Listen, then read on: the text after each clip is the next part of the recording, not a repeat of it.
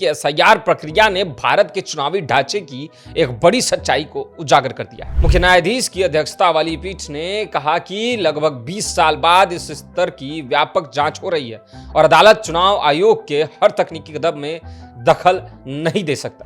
बंगाल में वर्षों से मतदाता सूचियों में घोस्ट वोटर्स और बाहरी तत्वों के शामिल होने के आरोप लगते रहे। यदि यूपी में लगभग 1/5 मतदाता आधार संदिग्ध पाया जा रहा है, तो बंगाल की वास्तविक स्थिति की कल्पना भर से चुनावी प्रक्रिया की विश्वसनीयता पर गहरे प्रश्न चिन्ह लग जाते हैं।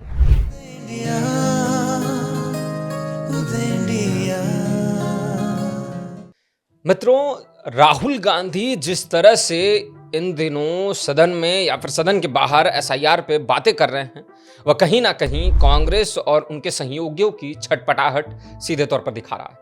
क्योंकि एसआईआर से जो बातें सामने आ रही हैं, वह वर्षों से उनकी पाली हुई कुव्यवस्था पर कुठाराघात है। अब देखिए, उत्तर प्रदेश में चल रही स्पेशल इंटेंसिव रिवीजन यानी कि एसआईआर प्रक्रिया ने भारत के चुनावी ढांचे की एक बड़ी सच्चाई को उजागर कर दिया। मतदाता सूची में जमा हुआ वह सड़ा गला तंत्र, जिसे सालों से साफ सुथरा करने की जरूरत महसूस होती आ रही थी, लेकिन कार्रवाई बेहद कम हुई। लेकिन मोदी सरकार के एसआईआर का फैसला लेते ही यह तंत्र एक्टिव हो गया और पहुंच गया सुप्रीम कोर्ट और अपना विधवा विलाप करने लगा। लेकिन सुप्रीम कोर्ट ने भी कल इस मुद्दे पर सुनवाई के दौरान स्पष्ट कर दिया कि एसआईआर कोई वार्षिक रूटीन प्रक्रिया नहीं है, इसीलिए न्यायिक हस्तक्षेप अत्यंत सावधानी से होना चाहिए। मुख्य न्यायाधीश की अध्यक्षता वाली पीठ ने कहा कि लगभग 20 साल बाद इस स्तर की व्यापक जांच हो रही है और अदालत चुनाव आयोग के हर तकनीकी कदम में दखल नहीं दे सकता। यह टिप्पणी इसलिए महत्वपूर्ण है क्योंकि मतदाता सूची में एक नाम की सत्यता लोकतंत्र की विश्वसनीयता का मूल आधार। यूपी में एसआईआर से उभरे आंकड़े स्तब्ध कर देने वाले हैं। करीब 3 करोड़ नाम मतदाता सूची से हटाए जाने की प्रक्रिया में हैं, जो कि राज्य के 15.44 करोड़ कुल मतदाताओं का लगभग 18.84% है। इनमें शामिल हैं 1.27 करोड़ स्थानांतरित मतदाता, 84.73 लाख अनुपस्थित, 46 लाख मृतक और 23.70 लाख डुप्लीकेट एंट्रियां। यह सिर्फ तकनीकी त्रुटियों या डेटा के पुराने होने की समस्या नहीं है, बल्कि चुनावी पारदर्शिता की जड़ में लगी वह सड़न है जो चाहकर भी अनदेखी नहीं की जा सकती।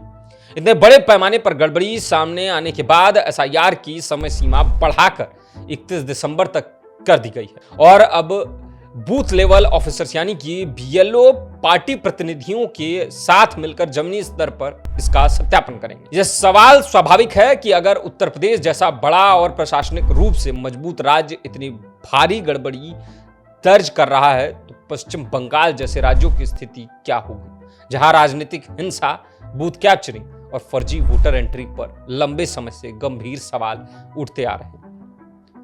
बंगाल में वर्षों से मतदाता सूचियों में घोस्ट वोटर्स और बाहरी तत्वों के शामिल होने के आरोप लगते रहे। यदि यूपी में लगभग 1/5 मतदाता आधार संदिग्ध पाया जा रहा है, तो बंगाल की वास्तविक स्थिति की कल्पना भर से चुनावी प्रक्रिया की विश्वसनीयता पर गहरे प्रश्न चिन्ह लग जाते हैं।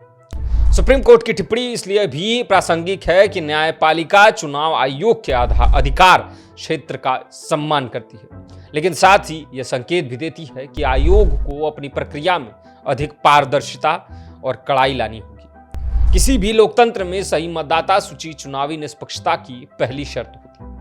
फर्जी नाम, मृतकों के नाम, डुप्लीकेट एंट्रियां और स्थानांतरित मतदाताओं की अनियमितताएं यदि करोड़ों में हों, तो चुनाव परिणाम की विश्वसनीयता पर अविश्वास पैदा होना स्वाभाविक है। इलेक्शन कमीशन का यह एसआईआर सिर्फ एक प्रशासनिक कवायद नहीं, बल्कि लोकतंत्र की सफाई का भी अभियान है।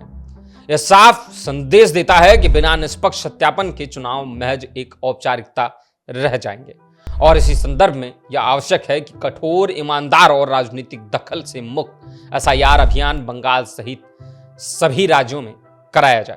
निष्पक्ष चुनाव सिर्फ आयोग की जिम्मेदारी नहीं, बल्कि लोकतंत्र की रक्षा का मौलिक कर्तव्य है और इसकी शुरुआत मतदाता सूची की शुद्धता सुनिश्चित करने से ही होगी।